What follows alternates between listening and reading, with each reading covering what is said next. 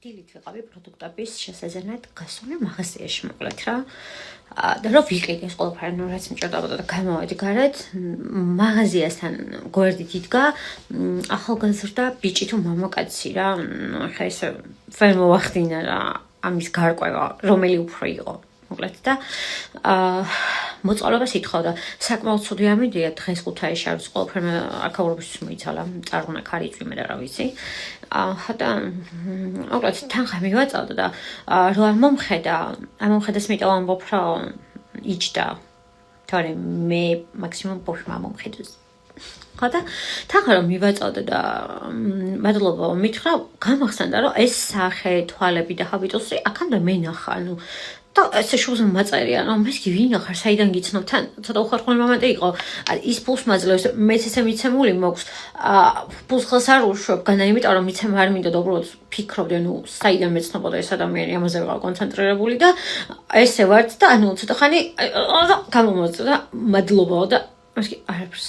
და წამოვედი და ვფიქრობდი, თალიქზე ვინ იყო ეს ადამიანი და გამახსენდა. ეხლა მოყვები ამბავს. მოკლედ მოვიდარ დარბაზიდან.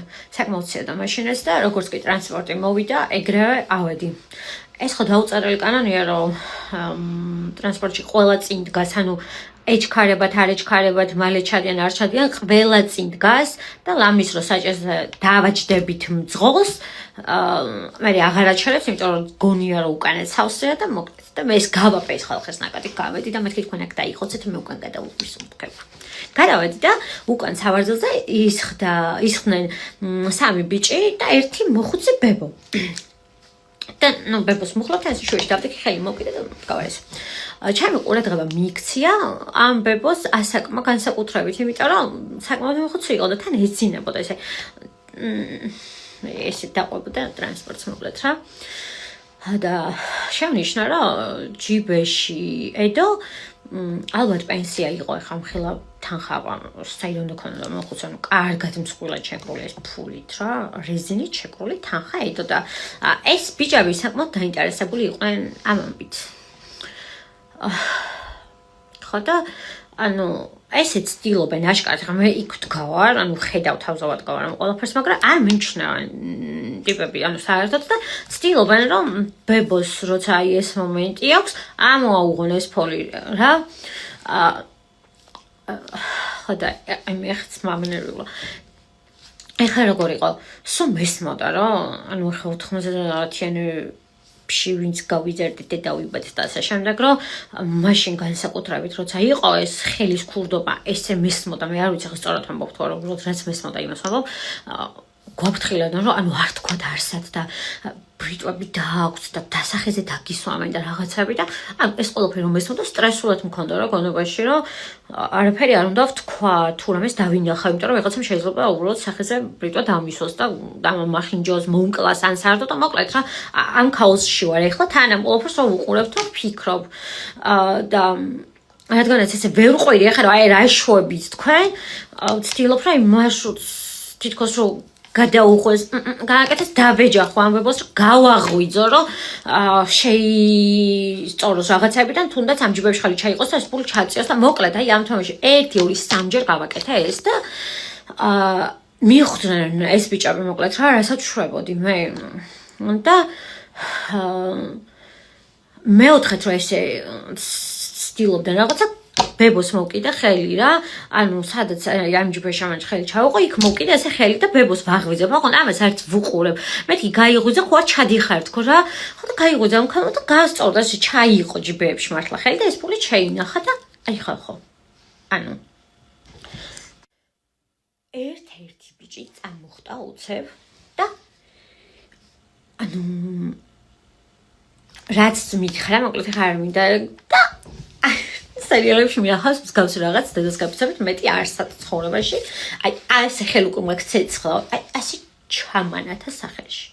ჩამარტყა, გაღიზიანდა და გაბრაზდა იმაზე, რომ ხელი შეუშალე ამ მთელ ამბავში მე. გაბრაზდა და გადადიან. ეხლა მე თვალებში გამინაცდა, ანუ ჯერ შოკში ჩავარდი, ვერ გავიგე რა ხდებოდა საერთოდ, ანუ რა მოხდა.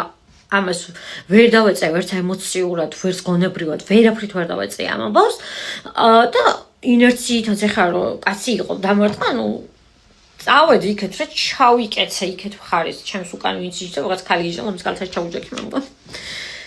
ხო და მოკლედ და ესენი ყველანი გააჩერეო და გადადიან.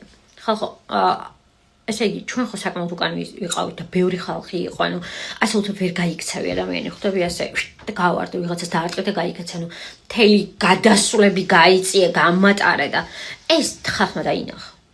ყველამ დაინახა, ვინც ახლოს იყვნენ, კაცები უკან, რომ მე ამ ტიპმა დამარტყა მოკლედ რა და ის სილა არ მეტკინა და არ მეწყინა ისე ძალიან როგორც ამ ხალხის უმოქმედობა და გაშეშებული მდგომარეობა.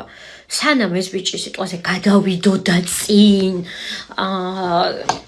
გაძურებოდა ამ ხალხში, კაცი რო ხარ და შენს წინ ქალს დაარტყეს, მოკიდე ქეჩოში ხელი და რას აკეთებ, ანუ რაღაც მაგრძნობინა ემოციური მხარდაჭერა, რომ არ შემეშინდეს ან რამე.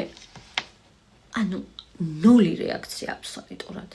აი ნული რეაქცია, არანაირი რამე მსგავსი გამოხმაურება და რაღაცა. და მე ერთმა ქალმა მკითხა, რა მოხდაო რა? ხო და ავუხსენე, მეთქი არავდა მეთქი თანხას ხო და ხელი შევუშალე მეთქი და გაღიზიანდა და დამარტყა. და მე ხო ვაიმიშვი, ანუ მე ისინი ჩავიდნენ, გააჩერდა სრუტი და ანუ რაღაც და საკმაოდ კარგად მახსოვს იმ ბიჭის სახე, ვინც ეგ გააკეთა წლების უკან და დღეს მე ეგ ბიჭი სუპერმარკეტთან მოწყალებით დგარი დავინახე და ხელშეკვლარიანი მივეცი ზუსტად მაგ ბიჭს. ამიტომ თუ ვინმეს ბიჭი შეგეპარებათ ცხოვრების ოლ კარმაზე, ყოველთვის დაფიქრდით ხოლმე, იმიტომ რომ არსად არაფერი სამყაროში უკვალოდ არ ქრება.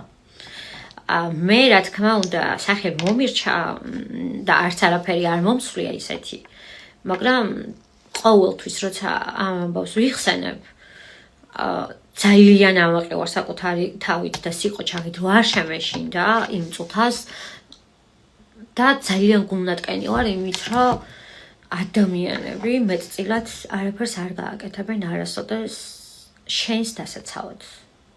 არასოდეს. მეტწილად ვამბობ თორე დარწმუნებული ვარ ისეთი ადამიანებიც არსებობენ, ვინც ამ ყველაფერს ისე არ გაატარებდა, უბრალოდ საჭირო საზოგადოებაში ვერ მოხვდი იმ წუთას, ეგ იყო და ეგ. მოკლედ ესე იყო ეს ამბავი.